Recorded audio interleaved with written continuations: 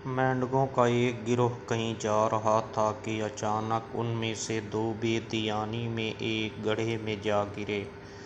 बाहर ठहरे मेंढकों ने देखा कि गड्ढा उन दो मेंढकों की इस्तादात से ज़्यादा गहरा है, तो उन्होंने ऊपर से कहना शुरू कर दिया, हाय अफसोस, तुम इससे बाहर ना निकल पाओगे। कोशिशें करके हलकान मत होना, हार मान लो और यहीं अपनी मौत का इंतज़ार करो। एक मेंढक का ये सब कुछ सुनकर दिल ही डूब गया। उसने टूटे दिल के साथ चंद कोशिशें तो की, मगर उस जानलेवा सदमे का असर बर्दाश्त न कर पाया और वाकई मर गया।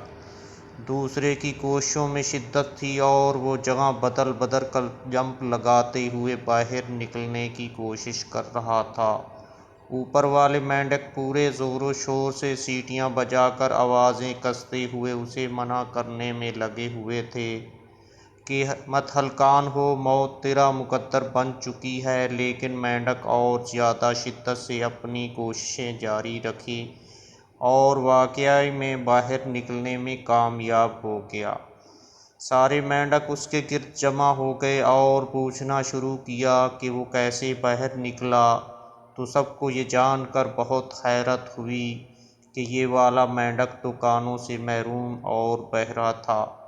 मेंढक सारा वक्त यही समझ कर बाहर निकलने के लिए अपना सारा जोर लगाता रहा था कि बाहर खड़े हुए सारे मेंढक उसके खैर खा और दोस्त हैं, जो उसकी हिम्मत बंधवा रहे हैं और जोश दिला रहे हैं, जबकि हकीकत ये थी कि वो सारे उसकी हिम्मत तोड़ने और बाहर निकलने के अज़्म को ख़त्म करने में लगे हुए थे।